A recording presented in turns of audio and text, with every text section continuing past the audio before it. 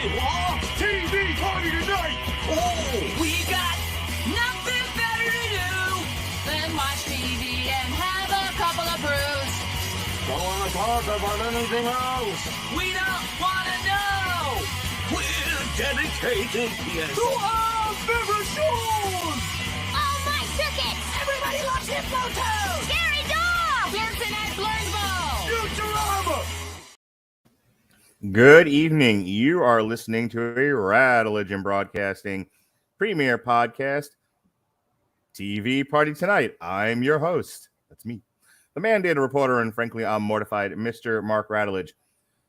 And tonight, our favorite show is The Wire, Season 2, as we grab hands and asses and skip merrily through the periwinkles from the corner to the deuce.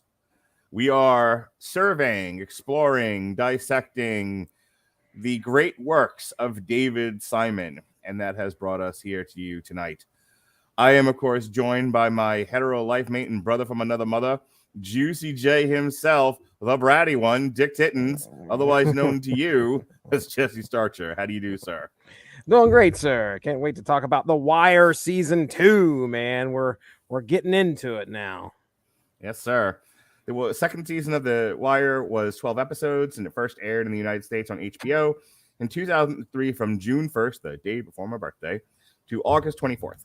It introduces the stevedores of the Port of Baltimore and an international organized crime operation led by a figure known only as the Greek, and continues the story with the drug-dealing Barksdale crew and the Baltimore Police Department, who featured in Season 1. While continuing the series' central themes of dysfunctional institutions and societal effects of the drug trade, the second season also explores the decline of the American working class. Yes, Jesse, the loss of the American dream. We used to make shit in this country. Now we just stick our hands in other people's pockets. That's right. And the hardship its members endure during the transition from an industrial to post-industrial society. You know, I wrote about that, and I actually used that. Yeah, I wrote about this. I wrote about I took that line, we used to make shit in this country, for when 401 Mania had a politics page. Mm-hmm. My dad and I would co-author some pieces. Like, we would sit down and we would do some research. We would grab data. And I challenged the notion that Frank Sabatka posits in the show, and that is the loss of manufacturing jobs leading to the death of the American working class. And what I was specifically dealing with was the notion that NAFTA and then later GATT, sending manufacturing jobs to India, China, Mexico, etc., caused the loss of jobs, which then caused the collapse of the working class and all of that. Mm-hmm. And my dad and I did sort of a Freakonomics kind of a thing where we found that manufacturing has gone up in the United States. You know what went down? The amount of jobs for manufacturing that needed to be done by people. Robots. Yeah, buddy. Machines, robots, mechanization.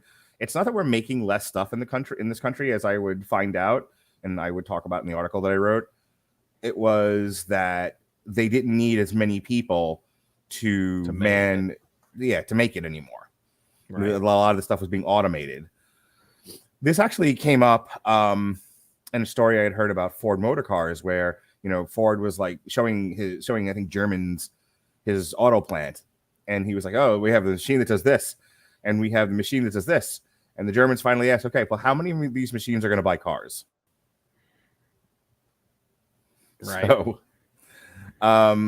therein lies the pickle, and that is what season 2 of The Wire deals with. Yeah. I mean, you're looking at a struggling family that, when you look at Frank specifically, we definitely change our setting. We're not in the pit all the time here during this season. We're hanging out with Frank. We're not even really dealing with the Barksdale organization as such. Hardly at all. Yeah, we're kind of dealing with the fallout from D'Angelo going to prison and then Avon going to prison, and what all, and then, Stringer having to kind of hold things together with poor quality drugs. Right. But that's like a C story in this. Yeah. I mean, it's related in somewhat because Proposition Joe is using some of the drugs from the Greek, but I mean, that's definitely not the focus this time. We are focusing on this family who is trying to, the Sabakas, who are pretty much run afoul. This all starts because Frank pissed off Valchek by getting the window in the church. And really, I thought about this as I was watching this season. Frank, who is he's an honest working man, except for the fact that he's bringing in some, he's kind of letting some things slide. We'll say order. He's not bringing it in; he's allowing it to happen. So I'll set this up. So the criminal organization run by the Greek is paying Frank to allow cans, cargo containers filled with drugs, chemicals, and women to pass through the port for pickup by by Sergey, not Boris. Not Boris. Not Boris, Sergey. To be picked up by Sergey Boris? to be either brought to a warehouse for fencing or not, like sword fencing, like giving, dealing in stolen property fencing. Right. Or, to the strip clubs and rings of prostitution for the women, or to prop Joe or whoever for the drugs. And so what they do is they pay Frank, they give him the number, he gets Horseface to do it up for him, and then Horseface gets the can to Sergey. Sergey takes it off the port, and this is all running smoothly until one fine day, there's an issue with a can full of women prostitutes from the Russian part of the world, I believe. And one of them gets thrown overboard when she fights back. When she does, when one of the sailormen gets a little handsy, she gets killed and thrown overboard. And then to keep the other women from talking about it, they are all suffocated and killed in the can. That can is then lost in the port, in the stacks, as they say. And that can is then found by Port Authority police officer Beatty. Right. And so they find like a dozen dead girls. And so 14. Now they have 14. There's a total of 14 because it's 14 homicides that lands on the plate of Rawls. Indirectly, yes. Yeah. And that's all because of McNulty's doing on purpose. He stiffs them with them, but go ahead. Right. So we have the issue of we have 14 dead girls, right? We have the floater that McNulty finds, and McNulty, as we saw in season 1, was sent off to the harbor patrol. He's riding the boat, which is where he did not want to go. He did not want to go. These are for you, McNulty. These are for you. Right in your eye. And so he's off on the boat, and he's the one that finds the floater. And while they are able to sell that the floater went in the water on like Baltimore County side, using does tides, he do some work? Yeah, does he do some work to get this one, man? Yeah, he's like sea tides and all this other stuff, and then he's able to prove that the body went in the water on the city side. Right, he throws his desk out the window. So, but as you were saying, because the Greek is paying Frank to get the cans off the port, they are using that money to lobby, I think it's Annapolis, to dredge the canal. Yeah, and then do something else with the port so they can allow more ships in. More ships is more work. More work is better for everyone else. But there's a lot of lobbying that... Go ahead. I was just going to say, a lot of it to kind of also shine a little bit more of a light on Frank. Frank is allowing this to happen, but, when he finds out that there's these girls that are involved... Clearly he's worried about himself, but he also, I think there's a sense of like, he doesn't want that kind of business going on. Vonda says to him, like, you never wanted to know before. Now you want to know? And then he kind of like makes fun of him for it. He's like, guns, bombs, whores. Right. What difference does it make? Right. Like, and Frank's like, when I didn't want to know because I just needed the money. I don't really want to be involved in all of this. On the other hand, it's not like if something's living in there, I don't want more Right. dead people. Like Frank is not amoral necessarily. He's desperate. Yeah, it's not like he's taking this money and just, piling it and living lavishly. He's taking this money, just like you said, to help actually his union, right? In order to bring more jobs in there and help his union thrive, and trying to get, obviously, with the union, you got politics you got to worry about, and with politics comes the money. And so that's where he was devoting most of this cash to, is to just try and keep people afloat that he felt very responsible for. He's trying to save his union. He's trying to save his union. He's trying to save the lives of his family, that are invested in being stevedores, and work is drying up. There's not as many boats anymore, and this is what goes to the whole manufacturing thing. They're not. There used to be a place in this country for people with low to no education to be able to find jobs that would be able to support their families. Right. The world changed. Technology prevailed. You now have to have an education of some kind, whether it's trade or, traditional, and you have to go out and seek work and it's harder and harder. It's harder and harder for the, average person to have the resources and get the jobs to support the families. And it's not like anyone was telling them that this was happening. It just sort of happens over time. And so people go through life thinking what is now is forever. Right. And the unions and manufacturing jobs and day labor and all that other stuff will be around forever. We'll always have these things. People, when I drove a truck briefly, I drove an 18-wheeler in between social work gigs for a very brief period of time, like only a few months. And I remember the sales pitch was, people are always going to need stuff. People are always going to need stuff. And there's no way to get the cargo from one place to another without trucks. Of course, now we have robot-controlled trucks. Right. That's the setup here. Is essentially we have the murder investigation of the 14 prostitutes, and then this is the point that I was getting to, and then we can kind of kick the ball around.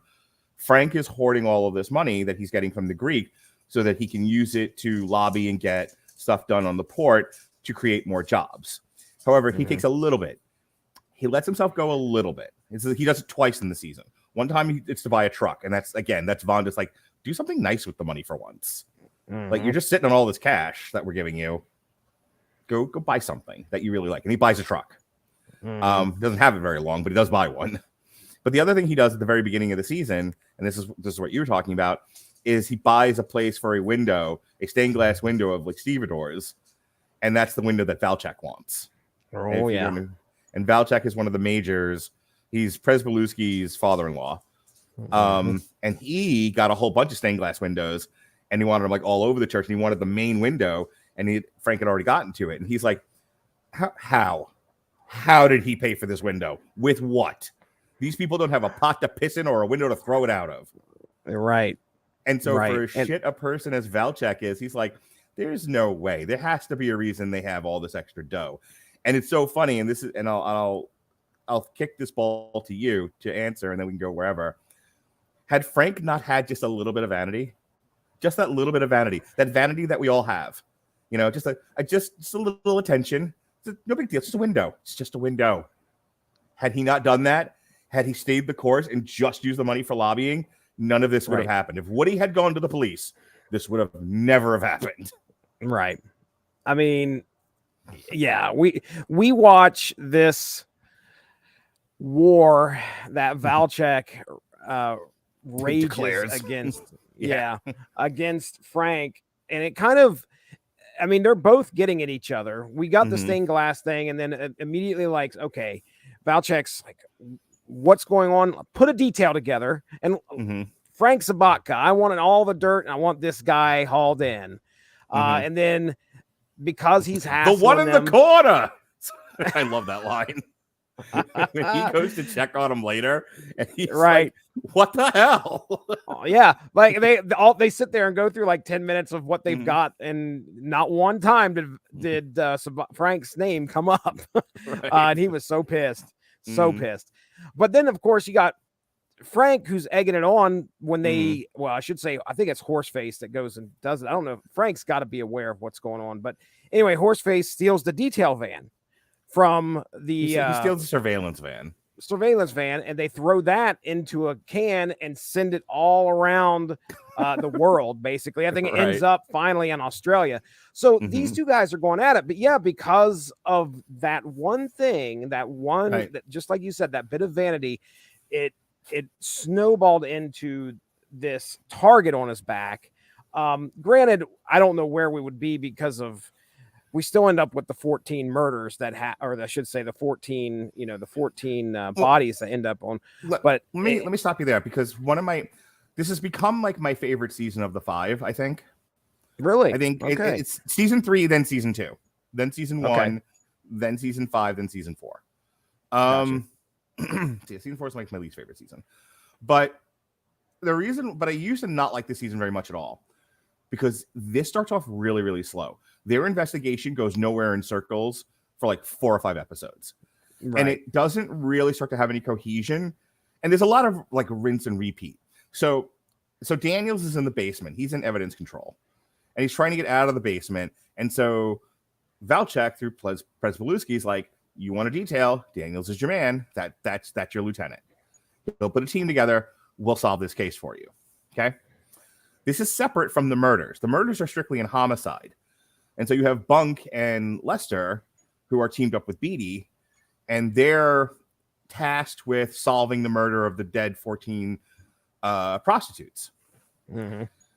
And you have Daniels, who's tasked with, why does Frank Sabatka have so much money? Where'd he get it from? What's he doing? And they are both hunting the same target unknowingly. Right. And so a lot of this season is, one, Daniel's like, I want to make the case that's there to make, so that I can get out from the basement and I can have a major case squad assigned to me. I want to keep this crew together of Kima and Herc and Carver and whoever else they had, and I want to keep us together as a major case unit. And then you have the homicide unit that's like running in circles, can't get any evidence together to figure out who killed the girls. And there's a lot of Daniels do X. No, this is the point that I'm getting to. No, if I take the dead girls and I don't solve it, I look like crap and I don't get my major case unit. Right. There's a lot of like give and take with him and his wife Marla about, I'm playing the game for myself this time. And there's a lot of like the homicide unit going, these are your murders. These are the same people. It's the same case. Bunk makes that case. Lester makes that case. Rawls, such son of a bitch that he is, makes that case. And Daniels is like, la, la, la. I was told bring in a stevedore, not a whole murder investigation. Like, it takes fucking forever to get to a place where things start to move. And like I said, it's 4 or 5 episodes in before they finally fold the murders into, like, first it's just, you can just set up here and we can share information, but I'm not folding your murders into my case against Sabatka. And then they're like, it's the same case, you asshole. This over and over and over again. To the point where like I get impatient with it. But the point that I'm really getting to is the season doesn't really start to move until they start sharing evidence together. And really it's not until they clone the computer.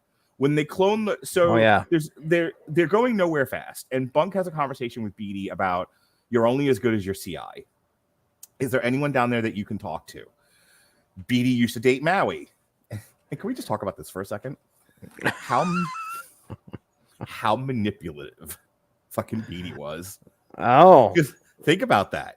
That was rough, man. I mean, he was totally like ready for her to come in, sit down and have a beer. And she's like, I mean, I'll give her enough credit to be open and honest and be like, well, let's go meet and have a coffee. And then he knew at that point, oh, okay, well, this is more along the lines of Boy, it's not like her women use men at investigation. all. I mean, it's not like women would fake interest in a guy to get something out of him.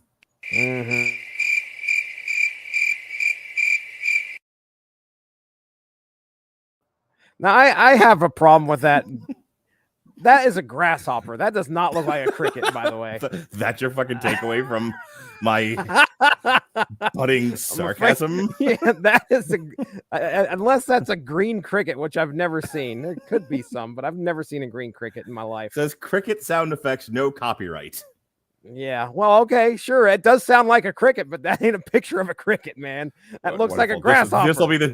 This will be the fucking TikTok clip. Us arguing over because you know, speaking of women who use people, my wife right now. She take my wife, please. She actually argued that. I think it was like on the Downton Abbey show where she was, or it was either that or 50 Shades, where she was like, "That's not really a cricket, though." And I'm like, "Oh my god, people! That's what I found on YouTube. Leave me alone."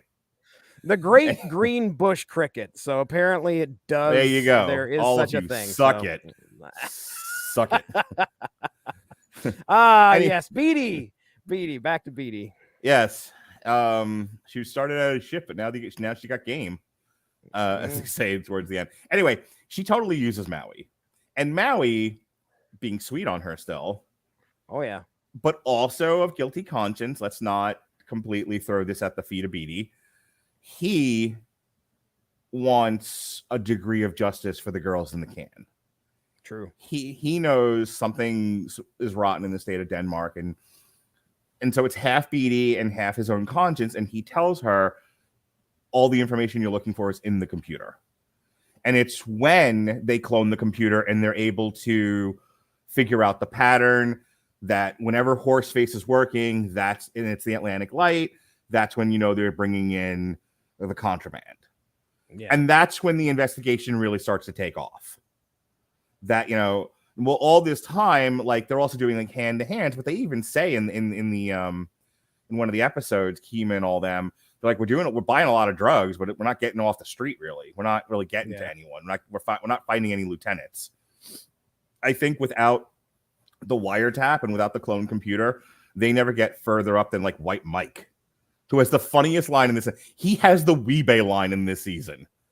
And can I tell you how many times I've said this? I'm gonna get 2 hot dogs and a strawberry soda. Does it have to be strawberry? Hook a brother up. White Mike. Yeah, and McNulty's like, I'll fuck the order up. It's like 3 things, McNulty. For fuck's sake, man. No, he has to tell a woman to go to big old lesbian woman. I'll fuck the order up. Come on, dude. Go get him his hot dogs, bitch. Anyway, I have since learned to love this season. It's so good.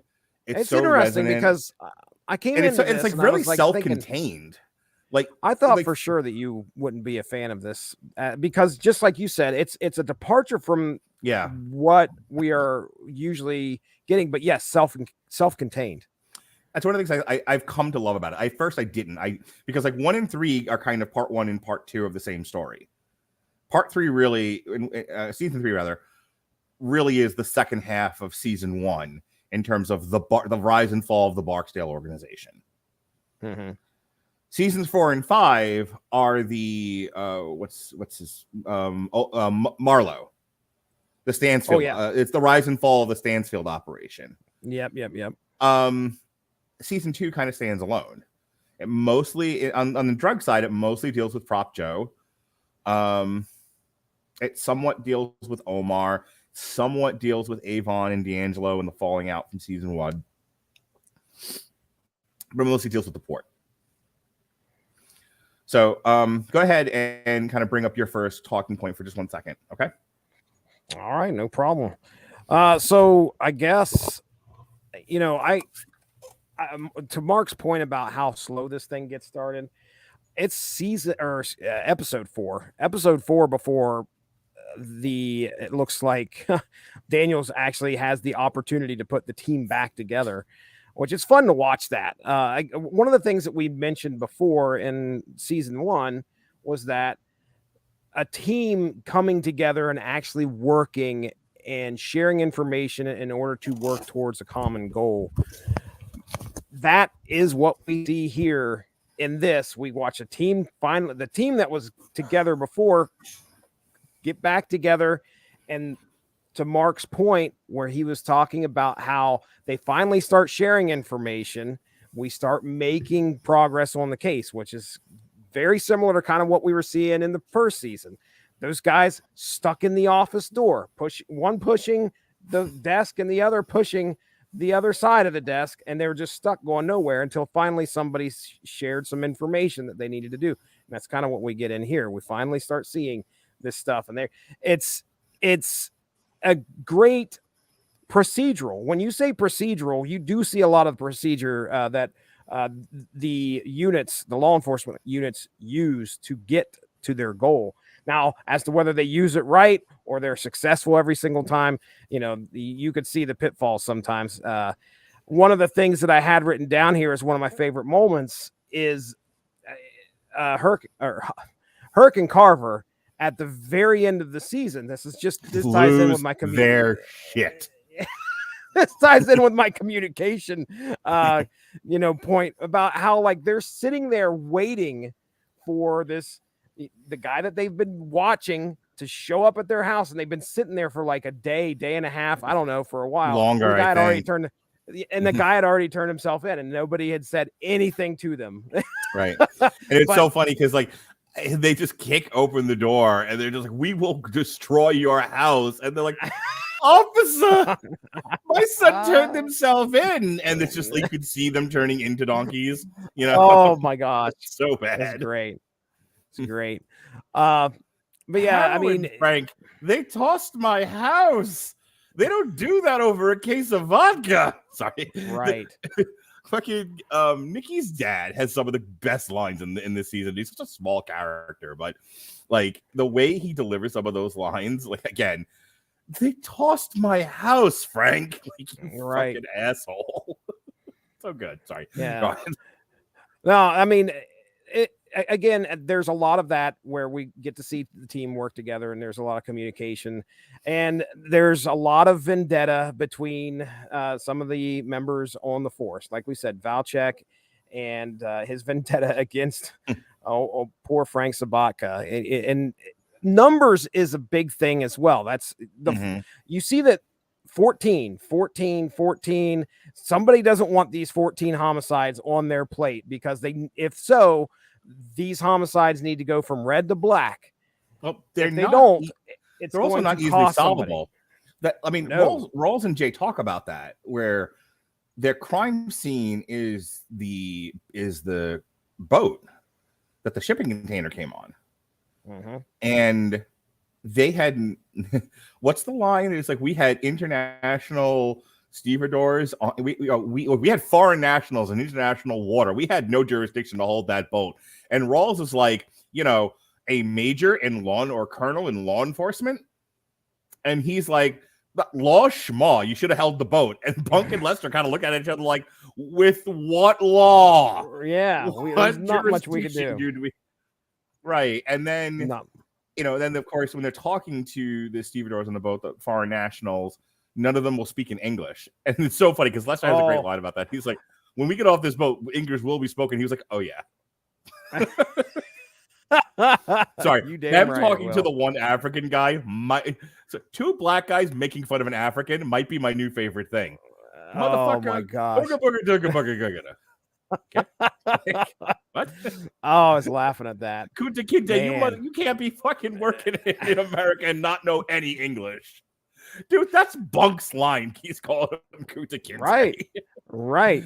Oh, that's fucking shit. That's great. So it's great. Funny. So, let's talk a little bit about Nikki. Yes. Nikki Sabatka from the docks. Yeah. He is definitely, I would say, you got Frank and then you got Nikki, and both of these are sharing equal time throughout the season. Nikki being pretty much the link to the Greek. Go ahead. But he's also he acts as a symbol. He is the symbol of the modern American young man. This is 20 years ago, but he is a symbol of the modern American young man. with little guidance, or or the assurance that the jobs of his father's time will be there for him, and he is now living in a present where that has not come to pass. And so he has a high school education, and he's doing what he was taught. He's carrying on the family legacy of working on the docks, except that there's no work. Yeah. All of the promises made to him if he did XYZ have been broken. Right. And he in turn turns to crime because he does not know what else to do. He has a child to take care of and a woman, and he lives in his mom's basement. And he's like, I'm just trying to do what my father did, and the opportunities aren't there. And then there's easy money. Oh, yeah. I'll start stealing off the docks, And so now we have to talk about Ziggy, Frank's son, his cousin, ye old horsecock. Easy crime. You're not pulling your dick out again in here, Ziggy. He most certainly is. Ziggy, get your dick off my computer. Gosh, there were a lot of penises in this season, man. The Wire season 2. There was so much penis. It not only do you got Ziggy, but then unfortunately, I mean, this is obviously realism, but they're showing the pictures of all the dead people that the Greeks had supposedly taken their heads off. But I mean, all you have is just naked body after naked body after naked body, and schlong after schlong after schlong. And I'm like, okay. Did he have a head? Did he have hands? Then it wasn't us. Then it wasn't us.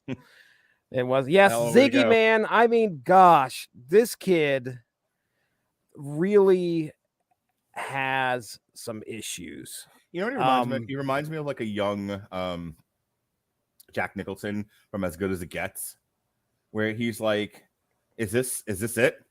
Is this just being a stevedore and I can't even be that? Is this all there is? And he is desperately trying to make a name for himself. He is trying to find his own way and be his own man. Oh, so he man. steals cameras. He steals cars.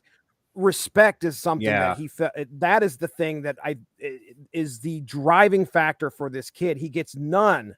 Mhm. And it's like he feels that he needs to get respect in some way. And of course, that I think is what leads to his downfall. But go ahead. You and I, over the course of several years throughout various podcasts and television shows that we've talked about, have definitely entertained the idea that one bad day, this is what I talked about with the movie Joker.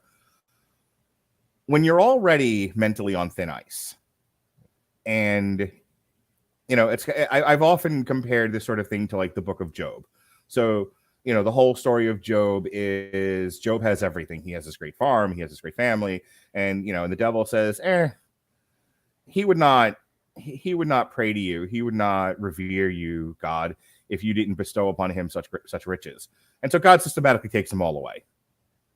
And Job still reveres God. The lesson being, this is not about the stuff you get. This is about having the faith.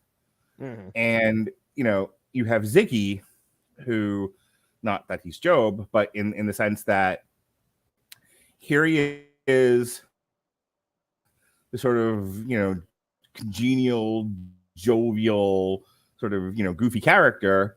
And he's just pushed and pushed and pushed, and he's just sinking and sinking. And finally he gets to a point where he's drowning. He's drowned. He's in the sand. There's nowhere for him to go. And he lashes out and he kills G. He kills the warehouse guy. I mean, you watch him fall so far throughout this season, like when his run-in with Cheese and his poor Camaro Princess getting burned. I think it's Princess. Let's start before that. Like, he can't even get Frog to pay him right. Right. This guy. Oh my gosh. That's another great line, by the way. Frog's like, I can't even do it because we're mixed company, but Frog starts talking and he's like, yo, my this, and and just like, I'm talking about, and he's all jive, right? And then there's Carver who's doing the surveillance, and he just looks at Keeman and is like, Stephen motherfuckers take everything. So good. But yeah, yes. Frog is working his package, and he's ripping him off because, and this is the thing that I've always told my children. Your word and your strength alone will not be enough. It is all about the muscle that you bring. Mm-hmm. And Ziggy had no muscle, like literally and figuratively. He had no muscle. He was a diminutive guy when it comes to his frame, anyway. Think about Wallace and I can't remember the girl's name that were stealing from D'Angelo in the first season. Oh, yeah. And when they got caught, the girl gets caught because it isn't Wallace. But think about like how much fear there is. And all D'Angelo did was break a few eggs before she just came clean. Was like, I'm sorry. You know, think about the way they talk in the pit about like, if you steal, you get beat. And I think it's season 1. It is season 1 where Wallace's sister, I think it is doing homework and she can't figure out the math problem. So he rephrases it using drug lingo. Yeah. And he was like, why can't you do the book problem, but you can figure out the money? And she was like, yeah. She's like, you fuck the money up. It's like you mess the money up, they fuck you up. Right. They will mess you up. Get beaten. Now you go over to here. Ziggy's not going to beat Frog up. Ziggy has no muscle. He can just rob him blind. Right. You know? And so it starts there. It's like he can't get this like low level, you know, thief and ebonics drug dealer to pay him right and work a proper package. Oh, but Nikki can, having also no muscle, but at least being associated enough with the Greeks to where they're like, okay, I don't want to know what muscle you have, so I'll just take your word for it. And like Nikki tells him off, he's like, I ain't one of your streetwise wiggers. Like, yep. So good. And so like Ziggy then does the cameras thing and they get paid for that. And, you know, and Nikki's like, I'll handle all the stealing from now on. You just get paid and shut the fuck up. And he's like, no, I want to be my own man. And he does the car thing and the cars end up with him getting ripped off by G. And that's when he shuts. And oh, by the way, in the middle of all this, he's in like a feud with Maui, who keeps like taunting him and teasing him, and like he convinces him that like he impregnated some local girl. They have the fight on the dock where Maui ends up putting him on top of one of the cans. You've given me bad information. Oh my god, you gave me bad advice. I can't tell if it's bad writing, bad acting, or it was done on purpose. Oh yeah, I don't know if Ziggy's that much of written just that much of an idiot. I don't know. Yeah, but I mean, I guess so, because like, how could the rest of this be so good? Right. By the way, another classic, just as a comparison to Nikki, when they go to see Prop Joe about the car that she's burned.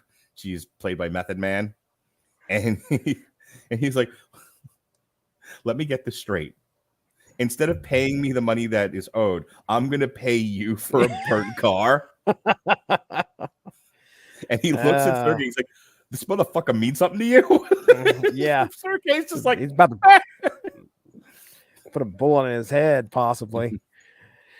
You would be some cadaverous motherfuckers.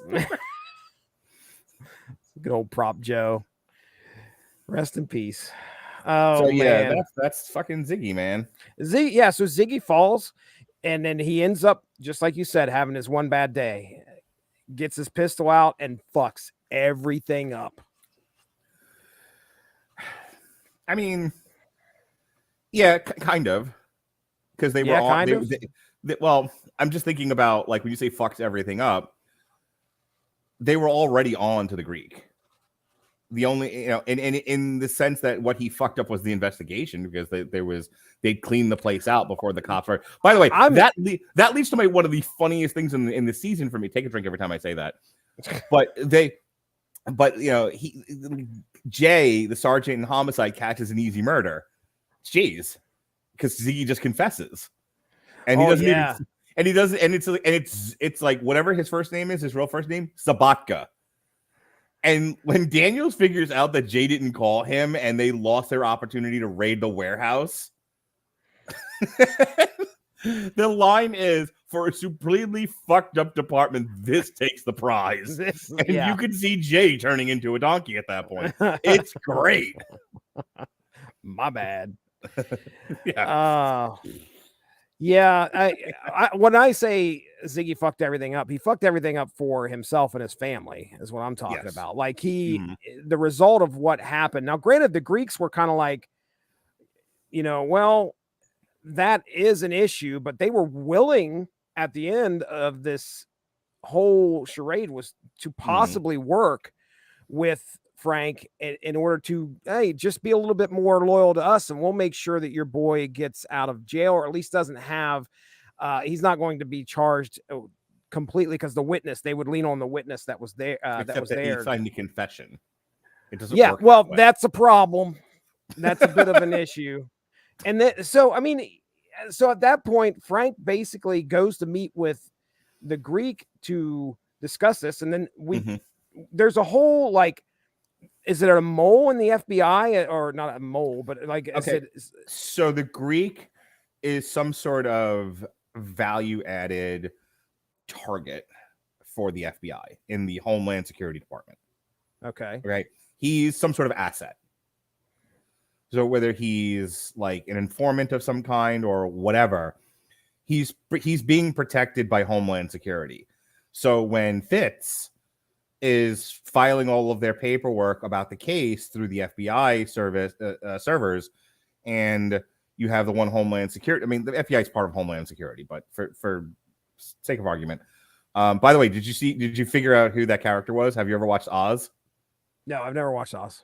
Oh yeah, he's in Oz, by the way. Okay. He played. Yeah, I can't remember what his character's name, but he's one of the old men from Oz. Hey, that reminds me. Luther Mahoney showed up as the morgue guy in this season. That was Luther Mahoney from Homicide. But anyway, go ahead. So once he realizes that his asset is under investigation, he starts like tipping, telling them what's going on so they can be prepared for it. And so like, this is yet just like I think it's the first season where Daniel's like, on this case, we are never where we need to be at any given time. This is another situation where like they had it, but there was a leak, and the leak came from Homeland Security. Yeah. So that was all like orchestrated and supposed to happen. Like Homeland Security was supposed to be telling the Greek this, or is this somebody like acting of their own volition?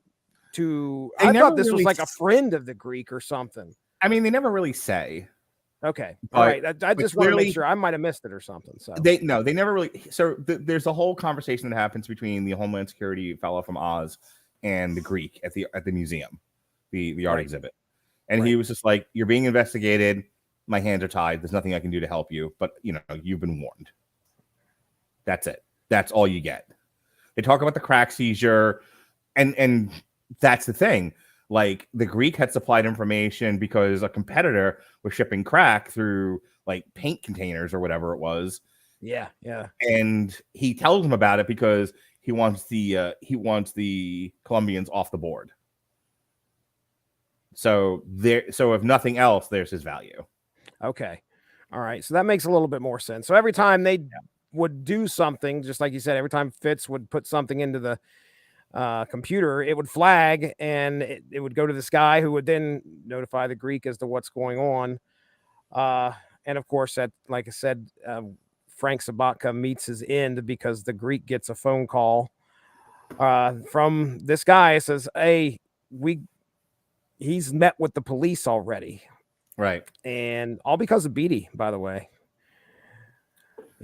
There's a lot of that. There's a lot of manipulative old Beatty. Well, Beatty was trying to save Frank, but she did. That's the thing. And this is what The Wire talks about. You talk about the corruption or the falling apart of institutions. Look at what happens so many times throughout season 2. Homicide doesn't tell the detail about G's murder in their investigation and how one of their target sons is the murderer. As I talked about 40 minutes ago, for half of the season, they won't even fold the murders that are associated with the target into the detail. They're fighting about it because politically it wouldn't work out right. Right. The FBI isn't being forthright with the Baltimore Police Department because their asset is the target. It's just a Venn diagram of institutions fucking each other. Everybody doesn't. Yeah. It's like on the surface, yeah, we'll work with you. You've got all the resources that you need. But there's something going on underneath this. And every time you get to a certain level, they're as much as they want to work together, they can't. There's a line later on against each other. There's a line later on about like them wanting to do some sort of surveillance. And Fitz goes, "Have you not paid attention, Lieutenant? I'm the only FBI still standing in the room." He's the one that left. Or he's the one that's left. Yeah. Right. Everybody else is gone because they've already got the union. Yeah. Which is why they joined up with them in the first place. Like let's not care about all the drugs and prostitutes being brought in from Europe and in Asia. Let's just focus on busting up the union that, stands up for workers' rights. Mm-hmm. Right. Not to be that guy, but Well, I mean, that's what their goal was. Mm-hmm. So, switching from let's head back to Avon Barksdale, and we get to see the final moments of D. Mm-hmm. So we watch the him. look on Avon's face when Stringer's like, let's share territory with Prop Joe so that we can get in on his, Greek given heroin and cocaine, and the look on Barksdale's face. Yeah. Like Stringer and Avon, just two opposite sides of the same coin. Where Stringer's like, I don't even care about drugs anymore.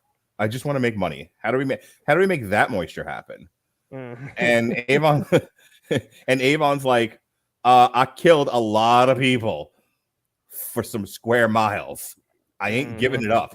And Stringer's like, who cares? Like, let other people fight over this. Like, let's just be above it all and make money. And Avon's like, no, that's not how I operate. And it's season 3 where he's like, I guess I'm just a gangster. And yeah, you can just see, we'll talk about this next month, but you can kind of see Stringer just gotta fuck it. Yeah. I can't even with you. Throws the papers in the air. He's done. Yep, he's done.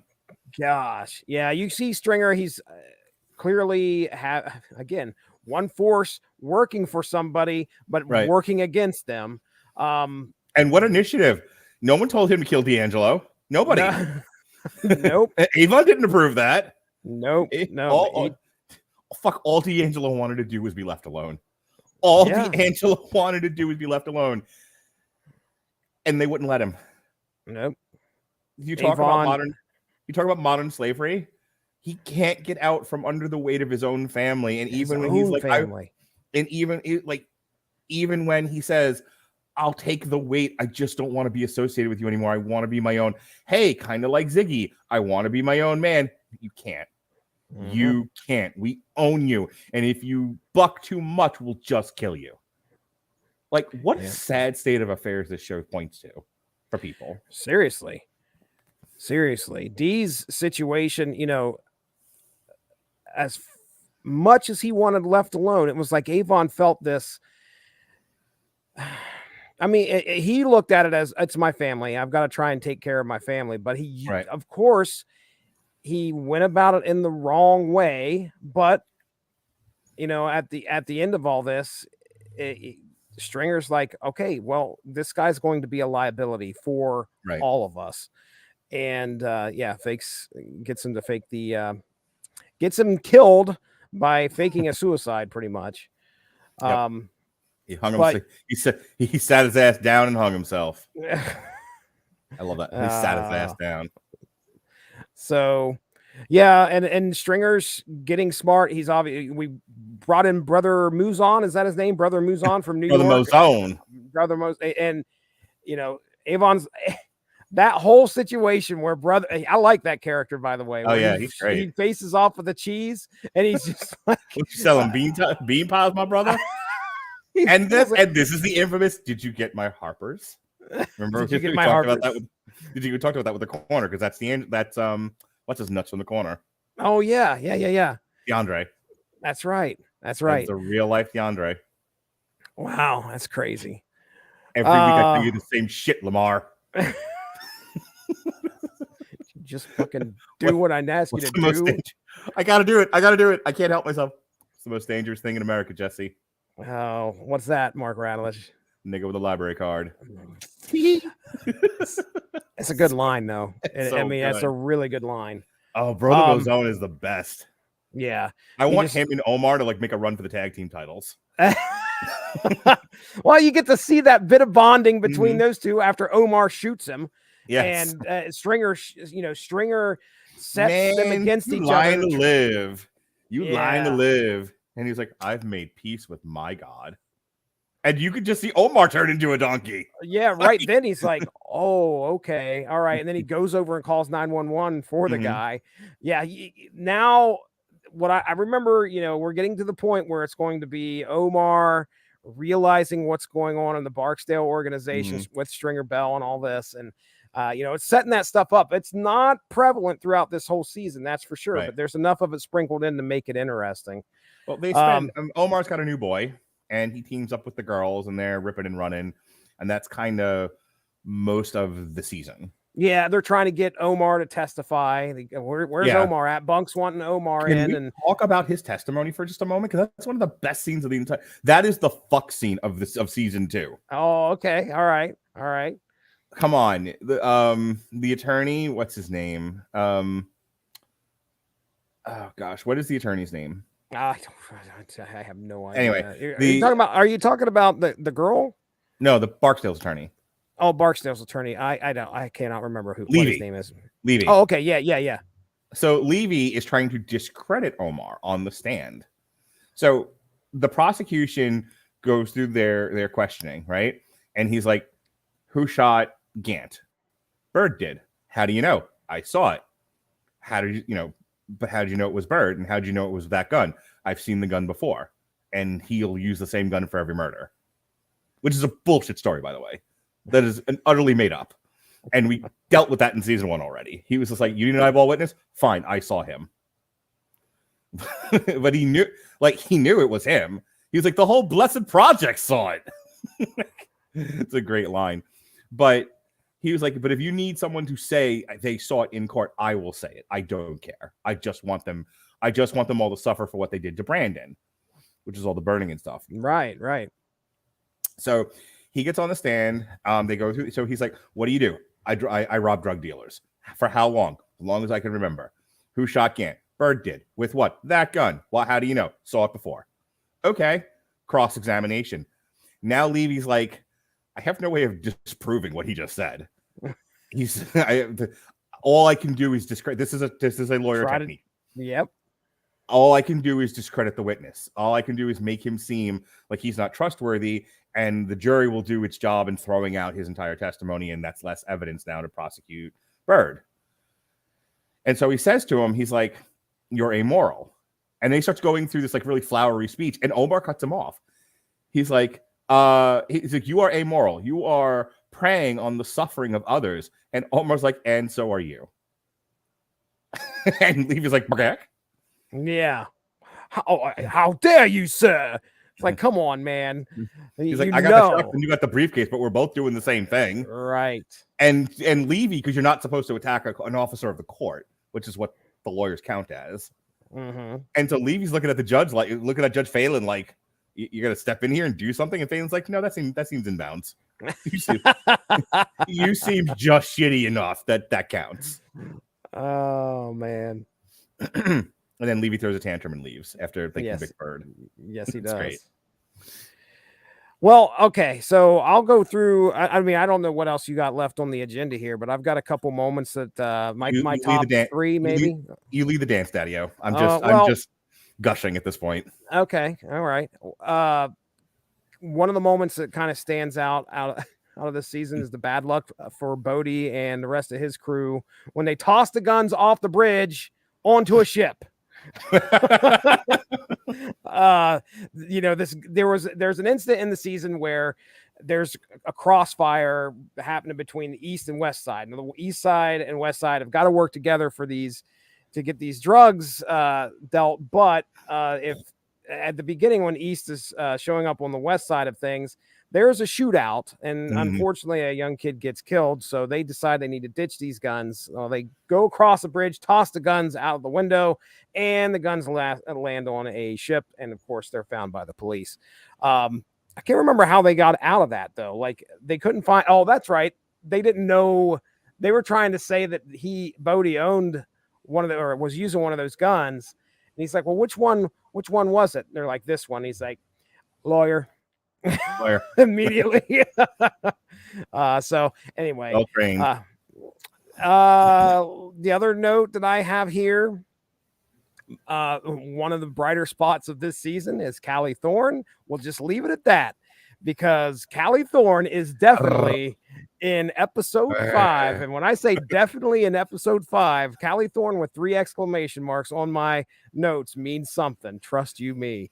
And I think that's just about it. I mean, there's some really good moments that last with me, especially Ziggy just flipping out, taking the gun and shooting, and then going to his car and just crying because he knows at that point he's done. It's not like he tries to get away after he flips out. He just, breaks down. The moments between, and we get to see this in one of the episodes where Daniels and Kima have to go explain to their significant others that they're going to be back. You tell my wife, I'll tell yours. Yeah, they have to explain to their significant others that they're going back into the line of work that obviously their wives do not want them to be in. So for Kima, just briefly, I don't want to spend too much time on this because we're getting near an hour, but Kima's wife, living girlfriend is such an asshole. And it's one of these things where the scene. So upon rewatches, I usually skip a lot of this stuff, but I watched a little bit of it this time. The scene where Kima comes home and it's really late at night, and her girlfriend is all over her, she just wants to watch TV and relax. It's feel the baby kicking. It's ugh. Now wait a second. Kima comes home and she is completely disinterested, and I felt more for her girlfriend or wife or whatever. That noise. No, I felt way more sympathy. Did you miss the part where Kima felt like she didn't have a say in having that child? I'm still saying, why is she still there then? Why is she still there? Why are we in any of our relationships, Jesse? Oh boy, I do not want to go down that road, Mark Radulich. Please don't. However, it's not always easy to unravel your relationships, sir. Indeed. And sometimes you think you can you say yes to something when you don't feel like you have a voice. You don't feel like you can raise an objection, and you're just kind of being run over. But it's okay. So you're talking about that specific moment when she comes home and she's completely cold and indifferent to her significant other. Or fucking tired. That happens again in the Babies Are Us. Yeah. And see, that one I'm more sympathetic to the girlfriend. Yeah, they're going around and she's just whatever. The baby, what is it? The baby can't hold his bottle. We got problems. Right. Yikes. I think finally her girlfriend talks some sense into this her. Baby is coming, and if you're not prepared to deal, then get the fuck out. Right. But not always that easy. No, it's not. Yeah, and I interrupted you there because I felt sorry for her. But what you wanted to talk a little bit about that? Do you just feel that did you get your say out there? Did you have anything else you wanted to say about Kima's situation? So Kima gets shot in season 1, and so she's a house cat in season 2. She's doing asset forfeitures, but then she's brought into the detail, which brings up the line, "You tell my wife, I'll tell yours." And there's this talk of I don't want you to do this, but this is what I love. And they are drifting apart. And a baby does not keep you together. I just want to go ahead and say that. No. And I think there was a thought that if Kima would just get on board with this baby, we'll be all right and we can overlook the cop thing. And Kima's like, this is not me. This is not who I am. And I think it's season 3 where she tells her, like, you were talking, I was just listening. You know, and there's this tacit recognition that she didn't want. I mean, eventually she'll come around, but she did not want this child. You know, that she was. There's a common thread, I think, throughout The Wire about being in love with the job. Yeah, you know, you took the words right out of my mouth. I was getting ready to say, she has this love for the job, and she is. The impression I got was that she was resentful that her girlfriend did not want her to continue to do what she loved. Well, gee whiz. Who doesn't get resentful? Gee whiz. Who doesn't get resentful of someone when they try to take away a big part of who you are? Right. You know, years and years and years ago, before I got into correctional mental health, I did other stuff. And there was an opportunity to get into correctional mental health at the time, but I just started dating Melissa. And Melissa was like, I can't imagine the thought of you working in a correctional institution. What if you get hurt? I couldn't live with myself. Please don't do that. Yeah. A couple of years later, in a miserable job, she changed her tune because she knew this was something I really, really wanted. And I've been in correctional mental health for 10 years now, over 2 jails. Yes, you will get resentful when a big part of who you are is being taken from you and you don't feel like you have any say in the matter. You know, what does that come back to? That comes back to communication. Again, the Wire. You know, this is 2 people who should be sitting down and talking about their feelings for each other instead of, as you said, you just talking and me just listening. So, right. Yeah, I mean, it's a good piece of writing. She's a good character because you get to see a lot of, you know, what she goes through. She loved being out there in the field and being domesticated house cat, you know, being stuck behind a desk and doing what she was doing. You could tell it. She hated it. She hated it a lot. But yeah, you know, if those 2 just would have talked, yeah, maybe they could. I don't know how much would have been. I don't know how much would have been resolved. We'll have to wait till season 3 of The Wire. Sure. All right. Anything else on your list? I don't think so, man. I mean, okay, big moment. Maybe it's top 3 for me out of the season. Prez punching Valchek in the fucking face. Move, shitbird. Bam. I mean, me and Mindy are like, oh my gosh. The best part, Daniels' face is fucking priceless. But the best part of that is when Daniels and Valchek are processing the whole detail. You know, it's over. Sabatka, I think Sabatka by this point had been killed. But they got everybody. Yeah. The Greek and Vaughn just get away. They got everybody else. They solved the murders. This is a win all around. And they're just like, okay, what next? And so, you know, Daniel says the right thing to Valchek. Your instincts were right on this one. You gave us a really good case. You saw something that everyone else over. So again, the great thing about The Wire is that nothing is ever 100%. Nothing is ever totally white or black. It's all gray. And so, yes, Valchek is a petty, shitty person who had a vendetta against Frank, but he also nailed him dead to rights. You have too much money that you shouldn't have. You don't have enough money for the stained window. Where are you getting it from? Why do you have all this money? There's a case here. I know it. I smell a rat. Yeah. Came from a shitty place.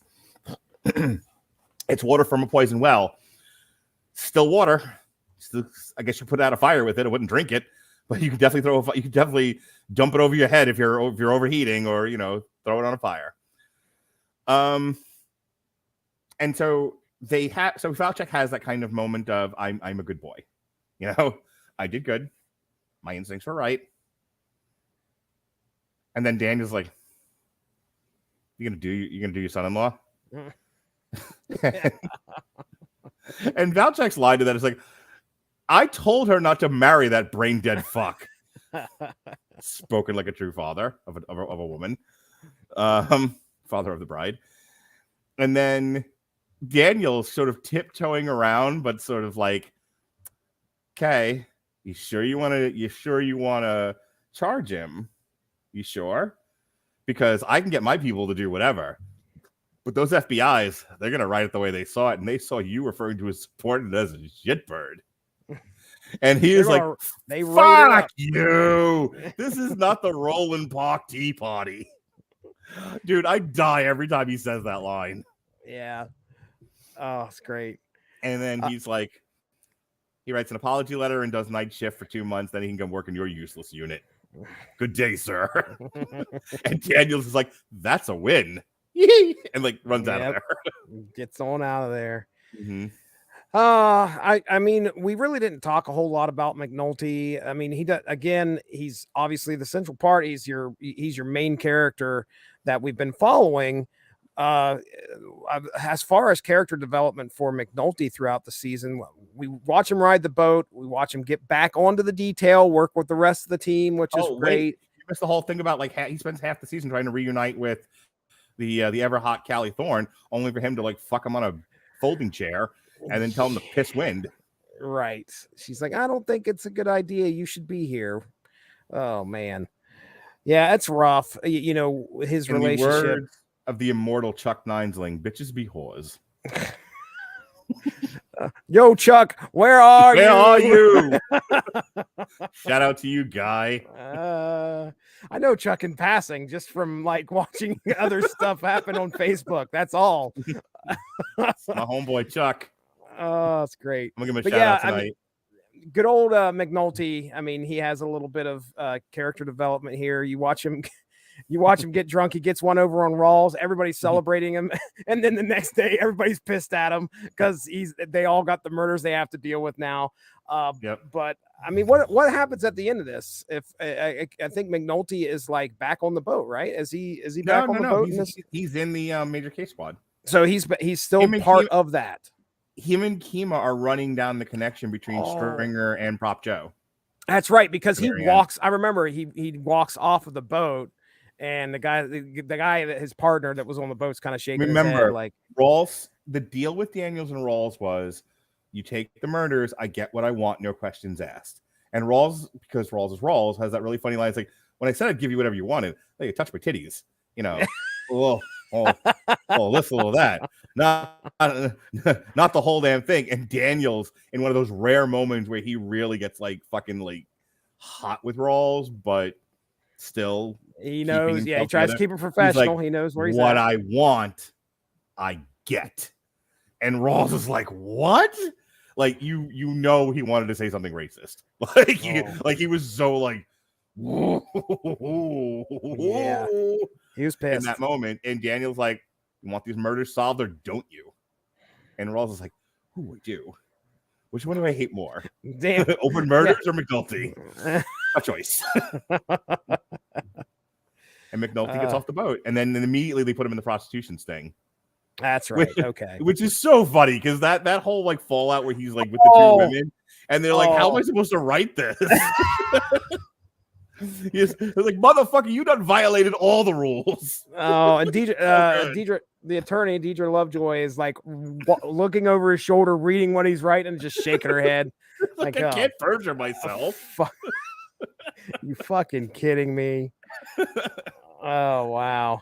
Yeah, but that's his whole thing this season. Like McNulty, like they kind of diminish. McNulty has a big comeback in season 3, but season 4 is nothing. He's back to being a diminished character, and then season 5 he's a psychopath. So like this season he's like just kind of a troublemaker, and then he spends a lot of it chasing Elena, only to be, turned away because she's terrible. She's hot, but she's terrible. Which do you think? Callie Thorne in The Wire or Callie Thorne in Rescue Me? Which is worse? I've watched like one season of Rescue Me. I would need to watch more. Oh my God, that show. I got through it finally, every season, but and there are like 9 seasons or something. Some shit like that. It's up there. That is a show where you're just like, just when you think it can't get any worse, like just when you think it can't get any worse, you're like, holy crap. Like this is so good. None of these people I want to see succeed. Yikes. This is one where by the end of it, you hate the children too. Like you're all terrible. 7 seasons. 7 seasons. Anyway, let's wrap because I think we got it here. I want to say this at the end of the season. The season finale montage This one breaks my heart. Like, season 1, at the end, they, like I said last month, nothing stops drugs and whores. And it's just like the big thematic line, what the fuck did I do? Yeah. All of this, and the train keeps rolling, right? But the montage never bothered me. It was a nice little summation of things. Okay, this is cool. Season 3 never bothered me. Season 4, I love the song "Walk on Gilded Splinters." It's a great song, but it's like to be continued. Like, who, that's when they find all the bodies in the row houses. Hmm. And so it's just like, well, we'll see what happens in season 5. Season 5 breaks my heart. But season 2, that forlorn look that Nikki gives the docs of just like, what was it all for? Right. What were we fighting for? Why'd we do all this? Ruined his whole family. Ruined not just his whole family. Look at Johnny 50. Union. Yeah, the union's gone. Johnny 50's like in the street drunk. It's just like everything just falls apart. And it all had so much promise. And that's the thing that I think that's what makes season 2, I think, one of my favorite seasons, is that what a tragedy. Yeah. It's more so than I think season 3, where the Barksdale organization utterly crumbles. I just, if they had ended The Wire with season 3, I'd have been satisfied. But it didn't have the emotional toll, the emotional resonance that season 2 has, to where, wow, this dealt with not bad people. This dealt with your fathers and your uncles, your neighbors, and just the collapse of middle America. Like, how does that not resonate with most people? Right. And that montage really speaks to that, and that's why I say it breaks my heart. And I'll give you the final word on this. We'll get out of here. Yeah, man, I agree with you 100%. It is definitely a tragic season. You watch Frank Sabaka, who has good in his heart. He's going about things the wrong way, and that could apply to a lot of people doing a lot of dirty things. But at the end, it ends up with him being dead. It ends up with him being dead. The Valchek that says you lay down with snakes, you get your throat cut or some shit. Right. Man, Valchek was a dick to this guy. Perp walks him after calling the media. Like, that was some shit, dude. But yeah, it is heartbreaking to watch what happens to that whole family, to the whole business, and to understand that this is, what season 1 did was make drug dealers and the pit, relatable in some way. They were able to make you go, okay, I can identify with these people. And these are just regular people that are trying to do something to get ahead in life. And unfortunately, they have a lot of things facing them that is not letting them get there. So turning to drugs is the way to do it. Same thing's happening over here on the docks, folks. It's just done a different way. Good middle-class educated guys, and they can't get ahead in life. And so feeling like they have no other options, they turn to crime. It's solid sad. Season. Yeah. Solid season. I had a good time, man. And, I enjoyed it the first time I watched it. Second time I watched it, I was telling Mindy tonight, I was like, I'm going to go do a podcast on season 2. And she's like, I really do enjoy watching The Wire. So she's a fan too, Mark Radulich. Yay. Yay. All right. Tomorrow, things I'm not a fan of. The new Pinocchio movie. It sucks. But if you want to hear a more in-depth discussion, you want to hear Robert and Alexis have an in-depth discussion and me just hoping we stop talking about it soon, tune in tomorrow to Damn You Hollywood as we discuss Pinocchio 2022, the live-action remake with Tom Hanks doing Mumblepeg. Last week, we reviewed the new Megadeth album, and we reviewed Upload Season 2, and it was Alexis taking over the reins as host of TV Party Tonight. But that doesn't mean I'm not going to do some TV parties. If I have the time and the inclination, and I will this week, Pat Mullen could not be denied. He said, when are we doing Cobra Kai Season 5? And I'm like, when you want to, baby. And he said, this Thursday at noon. So that's what we're gonna do. So Cobra Kai season 5. Jesse, have you watched it yet? No, we have. Trust me, when it dropped last year, I was ready to watch it. Had it done within 2 days. This year, I made the mistake of inviting my daughter to watch all the seasons last year. So now we got to wait for her and her busy schedule. So I haven't watched a single freaking episode yet. Well, I watched it. Wait till you get to the season 5 finale. Yeesh. Oh man. Yeah, oh, buddy. Boy. Get ready for Freddy. And Abel for Mabel. As far as some canned ham, we've got a re-release of our Deadpool review from a few years ago.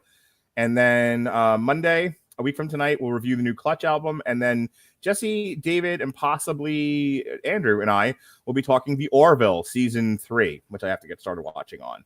Same. So, and then we close out the month of September with a Damn You Hollywood for Rob Zombie's The Munsters, which comes out PVOD and on Netflix on the 27th. And then myself and David will be talking Star Trek Strange New Worlds on Thursday, the 29th. So that's all we've got going on in September. Jesse, show them what you got. Oh, ladies and gentlemen, the Source Material Comics feed right here on the W2M network. Last episode that dropped was me, Darryweight, and Dean Compton talking cable, blood, and metal. That was the one episode where I got to say, hey, I asked Rob Liefeld this question just to double check myself. And Rob Liefeld responded. It was amazing. Tomorrow, the Source Did you Material say, get away Comics. from me, kid, you bother me? What's that? Did you say, get away from me, kid, you bother me? No, this guy's he's really active on Twitter. Thank goodness. He didn't tell me to fuck off, so I'm happy with that. You could all fuck off today. Rob's he's an excitable guy. So tomorrow on the Source Material Comics podcast, you can hear me and Mark Radulich talking the new Lieutenants of Metal. That's right. We are what a strange book. What a strange trip it was. We jumped into some Steven Universe style looking art and talked about some crazy guys. It is a crazy story. Most definitely you want to tune into the episode to hear me and Mark talk about the playlist and all the fun tracks that they were suggesting you listen to while you read the book. Hey, Jesse. Yeah. There's a new TikTok of my dad. Oh goodness, is he upset about DeSantis? Welcome to Florida. No, he talked about the Mar-a-Lago raid. Oh, really? Okay. Yeah, please. I directed Tell him me. on this one. I directed him. You? I did. I said, I'm going to need you to bang a shoe like Khrushchev. And he was like, I don't want to bang a shoe. Please. Like, no. I have these videos have to be different every time. We have to do a different gimmick.